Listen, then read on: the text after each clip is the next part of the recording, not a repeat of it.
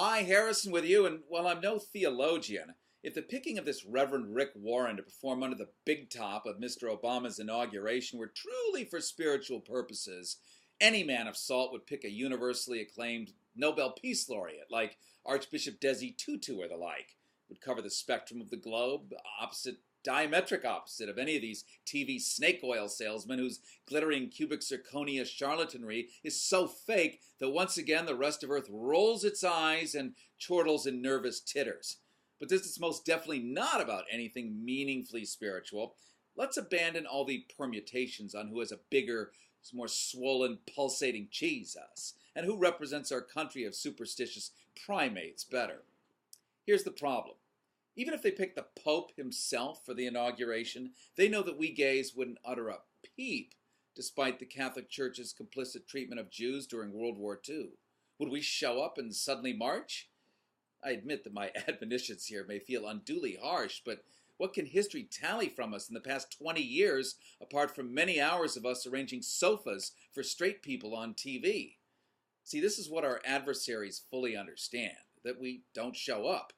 Take enormous issues like the 5-year-long occupation of Iraq with 1 million dead civilians now, not to mention 34,000 amputee or permanently brain-damaged U.S. soldiers.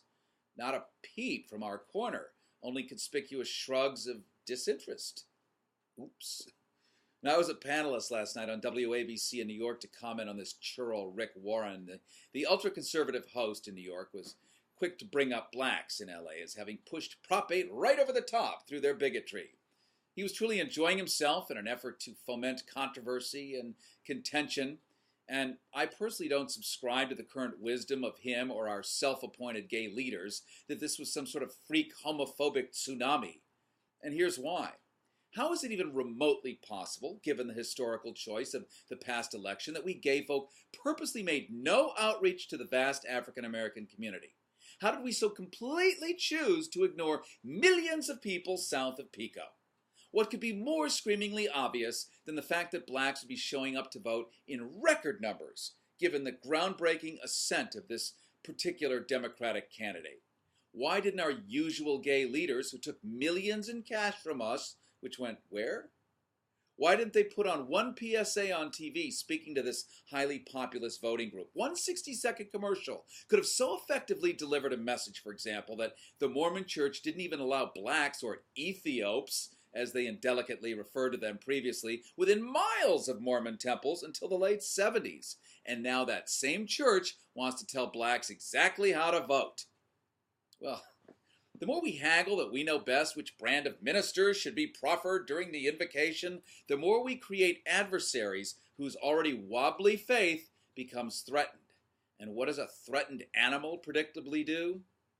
No longer can we let them frame the controversy or the argument in which we jump blindly and emotionally headlong into the shit pile and wonder why we just slid another mile down the hill. We fancy ourselves to be creative, bright, that was an acronym for you, and why aren't we openly guffawing at these proselytizing preachers in QVC diamonds under the national big top? Are we actually taking these mountebanks seriously ourselves? Have we become equally as brainwashed as the Mormons who prance about for God in magic Mormon underwear? I know, it's a prickly question to ask, isn't it? So what we want to do is get straight folk on board, and we can start to think humanity, not gaiety, on those scant occasions when we choose to show up. With rampant unemployment, Mother Earth exsanguinating through the melted nipples of its ice shelves, why not champion something which not only affects us, but tells everyone else that we're awake to their problems too? Let's think about what straight people's assumptions are about why we're so cuckoo for Cocoa Puffs over all this stuff. With all the grand woes hammering down upon humankind, they hear us freaking out over what appears to them, in comparison, to be real luxury problems. We yell we want to throw a wedding and be able to pick our favorite preacher for TV, and they're coping with unemployment, fear of starvation, mortgage crises, and worse. If we protested in our brilliant way for universal health care for all, you could bet they'd all get wildly excited about these gays. Besides, I don't know about you, but I could use some fucking health insurance. Just like in the workplace, if you're willing to break a sweat for the boss, he rewards you tenfold. Same goes if we show we're willing to break a sweat for all the other humans. They'll be glad to see us find our happiness, too. But as for this huckster, this Rick Warren, this third-rate farce, be it known that we know he's a mountebank and a charlatan, and that he and P.T. Barnum have much more in common than anything else. And Obama ought to get his fanny spanked, too, for this one. This is Harrison, and I'm not a sit-around homo.